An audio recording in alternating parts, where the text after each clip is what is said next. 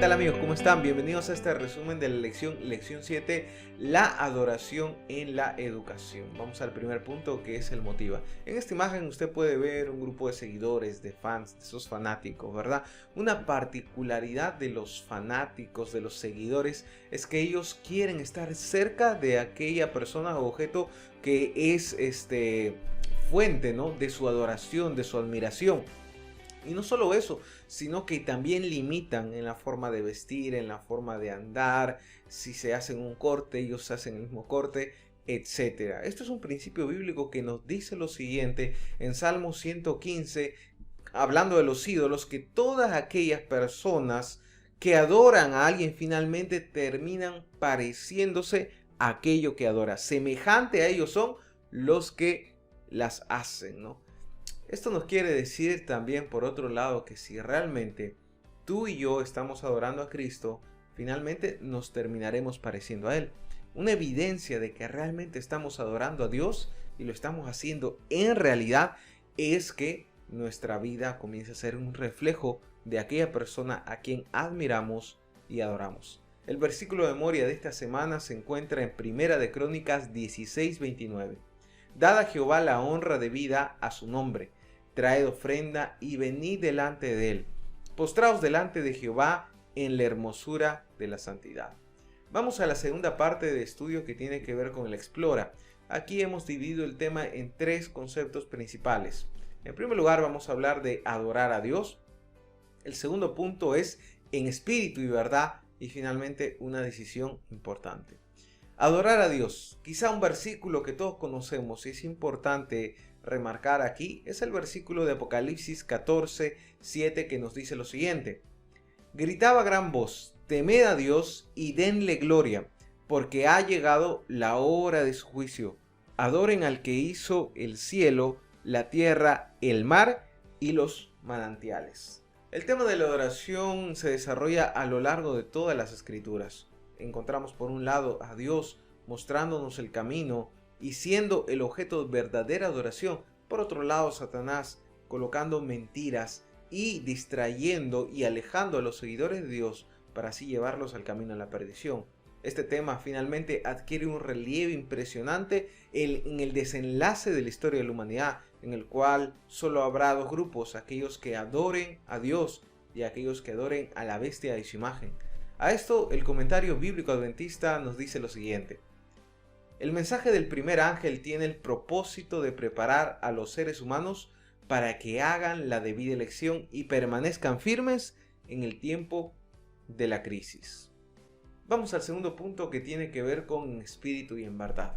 Aquí encontramos el texto que es parte de un diálogo entre Jesús y aquella mujer samaritana. Vamos a nuestras Biblias, a San Juan, capítulo 4, versículo 24, en el que Jesús responde a la interrogante si dónde debemos adorar. La mente de aquella mujer estaba dividida porque tenía dudas si tenían que ir a adorar a Jerusalén o al lugar donde ellos adoraban como samaritanos. Pero Jesús responde y le dice lo siguiente: Dios es espíritu, y los que le adoran en espíritu y en verdad es necesario que le adoren, ¿no? Es necesario que adoren. Aquí encontramos un tema muy importante, que la adoración no es simplemente un acto superficial, no es simplemente una presentación externa, sino que tiene que ver con la raíz que va desde lo profundo del corazón. A esto Romanos 8:9 nos dice lo siguiente: mas vosotros no vivís según la carne, sino según el Espíritu.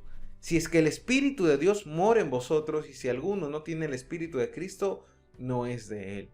El Espíritu de Dios, el Espíritu Santo, tiene que morar en nuestros corazones para que nosotros podamos rendir una verdadera adoración.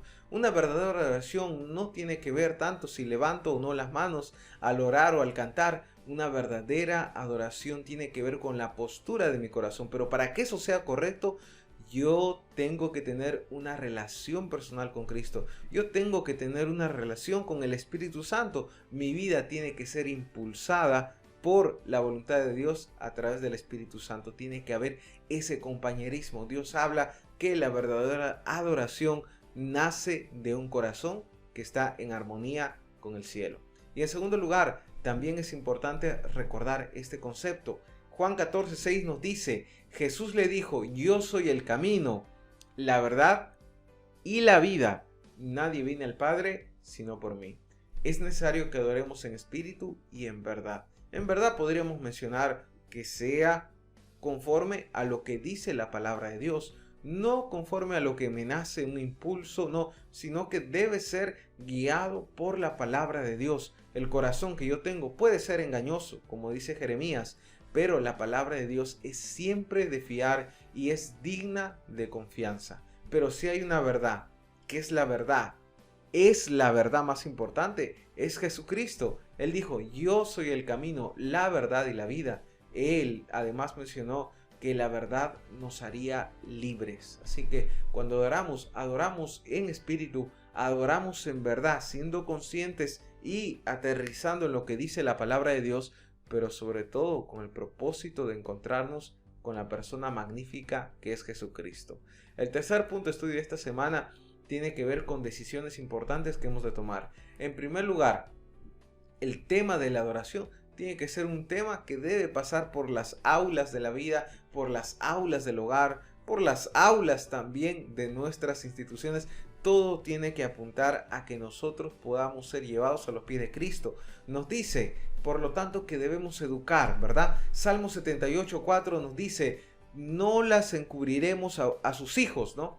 Contando a la generación venidera las alabanzas de Jehová y su potencia y las maravillas que hizo, ¿verdad? No podemos callarnos, tenemos que contar a la generación que viene, hablarles de Dios, de su maravilla, de su poder, de lo que hizo, del evangelio y guiarlos a una verdadera adoración. Esto nos dice que la adoración tiene que estar dentro de un proceso educativo en la vida del creyente, dentro de la comunidad que nosotros llamamos iglesia también. Por supuesto, muy bien. También nos advierte la palabra de Dios de una falsa adoración.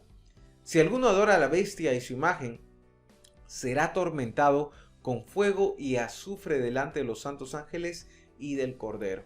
Aquí encontramos una referencia también a lo que padecieron aquellos jóvenes hebreos en el capítulo 3 de Daniel, en el cual ellos tuvieron que decidir si ser fieles a Dios o postrarse delante de aquella imagen.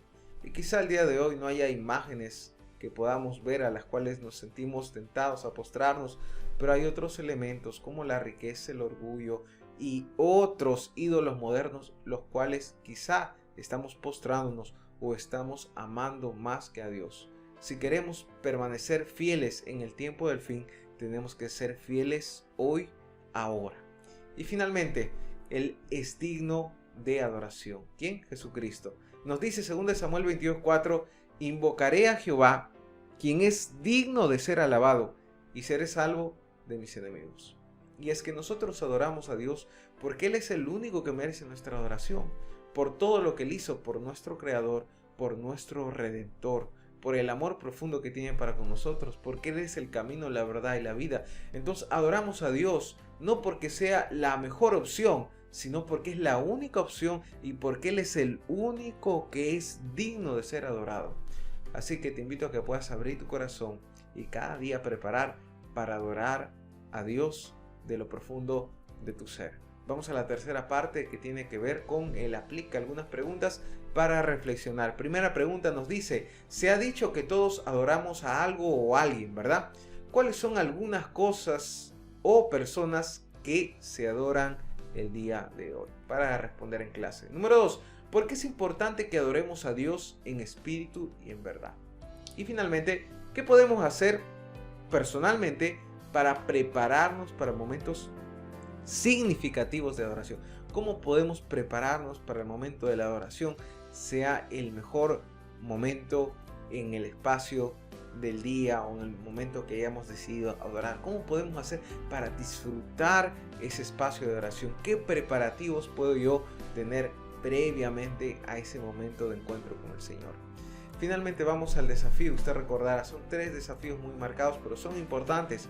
En primer lugar, recuerda, adorar a Dios todos los días es pasar tiempo con Él en oración. En segundo lugar, te animo a que podamos estudiar diariamente nuestra Biblia, así como la lección de escuela sabática, adorar a Dios en espíritu y en verdad. Y en tercer lugar, imitar a Jesús, compartir de su amor, compartir el Evangelio, acercar a Jesús a otras personas, que otros que están en este momento postrados delante de alguna otra imagen, objeto o persona, puedan conocer a la verdadera persona que es digna de oración y así ser libres de las cadenas de la esclavitud del pecado.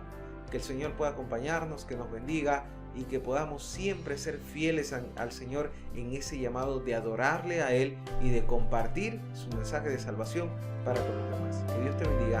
Feliz sábado.